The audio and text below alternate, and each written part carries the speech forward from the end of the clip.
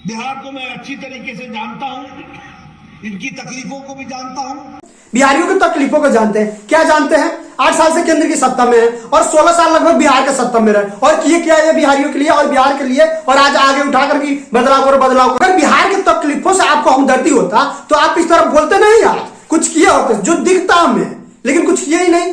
नमस्कार दोस्तों, नड्डा जी बिहार में गए और एक पब्लिक रैली की। उस रैली में और क्या क्या कहा ये भी देखेंगे। मैं सबसे पहले तो बिहार की जनता को और यहाँ वैशाली में एकत्र आए इतनी बड़ी संख्या में हमारे नौजवान, हमारी माताएं, हमारी बहनें, हमारे बुजुर्ग इस ठंड में यहाँ एकत्र आए हैं और मेरे 4 घंटे विलंब से पहुंचने के बावजूद भी आप डटे रहे हैं। जेपी नड्डा जी बिहार में इतना ज्यादा फेमस है, इतना ज्यादा फेमस है, इतना ज्यादा लोकप्रिय है कि नरेंद्र मोदी के बाद सबसे ज्यादा अगर बिहार में कोई लोकप्रिय हो तो जेपी नड्डा जी है। क्योंकि इनके 4 घंटे देर से आने के बावजूद भी बिहार की जनता इनको सुनने के लिए उत्तेजित होती रही और इनका इंतजार करती रही। जेपी नड्डा जी ऐसे सोच रहे होंगे, लेकिन दरअसल ऐसा है नहीं। तो क्या है ना कि मंच पे बैठे जो स्थानीय विधायक हैं, सांसद हैं और स्थानीय नेता हैं, वो सारे लोग भीड़ जुटाते हैं और भीड़ जुटाते इतना ही नहीं, वो अपने शक्ति प्रदर्शन भी करते हैं कि मैं इतना समर्थन जुटा सकता हूँ, वो भी जब मुख्य नेता जाए तो। लेकिन जेपी नड्डा जी ख्याली पुलाव पका रहे हैं कि मैं इतना ज्यादा फेमस हूँ, इतना ज्यादा प्रसिद्ध हूँ बिहार की राजनीति में कि मुझे सुनने के लिए लोग 4-4 घंटे तक इंतजार कर रहे हैं। लेकिन ऐसा नहीं है नड्डा जी।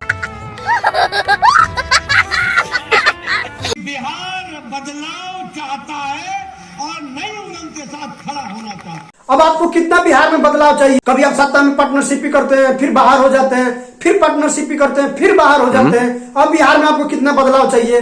वैसे जनता ही ना सही, लेकिन मुख्यमंत्री तो ऐसा कर रहे हैं ना, अब क्या चाहिए आपको? मैं यहाँ वैशाली में आया हूँ, बताइए आपको गैस का कनेक्शन मिला है कि नहीं मिला है? बताइए बहने, आपको गैस का कनेक्शन मिला है कि नहीं मिला है? बस नड्डा जी बस, अब और कितना इमोशनल कीजिएगा।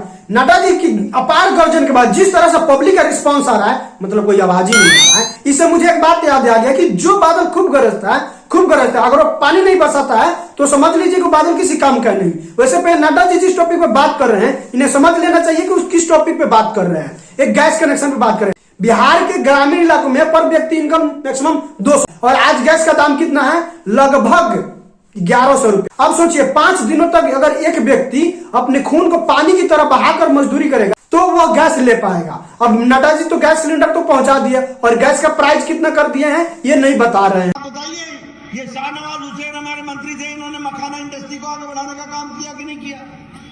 और जहां छोड़ा वहीं रुक गया, जहां छोड़ा वहीं रुक गया।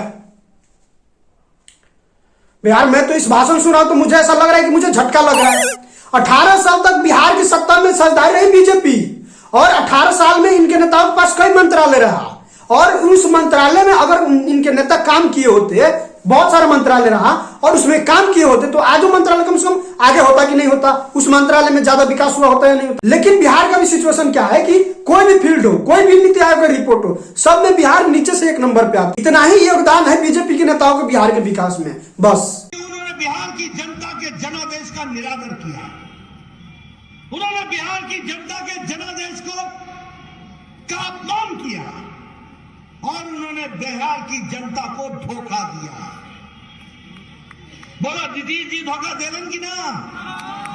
धोखा देलन की ना? नड्डा जी चालाकी, हाँ बहुत चालाकी। मतलब नीतीश जी बीजेपी के साथ किया वो गलत किया और बीजेपी दूसरे पार्टी के साथ करती है वो सही करती है। सरकार बनाने वाले पार्टी की विधायक ही तोड़कर अपने मिला लेती है वो सही करती है। और यहाँ पर नीतीश जी ने जो किया वो बहुत गलत किया, वो जनादेश का अपमान है। तो आप दूसरे दल के विधायक तोड़कर अपने मिलाते हैं, वो क्या है? मतलब वो जनता का सम्मान है क्या? इसीलिए कहते हैं नेता नेता होते हैं। हम यहाँ पर सत्ता भोगने नहीं आए थे, हम कुर्सी पर बैठने नहीं आए थे, हम बिहार की जनता की सेवा के लिए आए हैं। हम बिहार की तस्वीर और तकदीर बदलने के लिए आए हैं, हम बिहार को विकास की ओर ले जाने के लिए आए हैं। अब कितना रुलाइएगा नड्डा जी, अब तो रहने दीजिए। 2004 से 2022 तक बिहार में बीजेपी सत्ता में साझेदारी के रूप में रही, बीच के 1-2 साल छोड़ दे तो तब से लेकर अभी तक बीजेपी बिहार में नीतीश कुमार के बैसाखी के सहारे चलती रही और कोई अपना एक पर्सनालिटी खड़ा नहीं कर। अब नीतीश कुमार जी जो दर्द दे रहे हैं, जो घाव दे रहे हैं, उसका कोई इलाज ही नहीं दिख रहा है बिहार में। बीजेपी को, तो इसीलिए जेपी नड्डा जी की आवाज जोर जोर से बाहर आ रही है, चीख रहे हैं और चिल्ला रहे हैं। बिहार के दमखम को भी जानता है। बिहार अगर कुछ फैसला कर लेता है तो उसको निर्णायक मोड़ तक पहुंचाता है। हाँ, अब बिहारियों को दमखम तो इन्हें याद आ ही जाएगा। 9 साल सोने के बाद चल दिए बिहारियों को दमखम देखने, अब क्योंकि लोकसभा चुनाव जो आ गया और 40 सीटें जो इन्हें चाहिए बिहार से।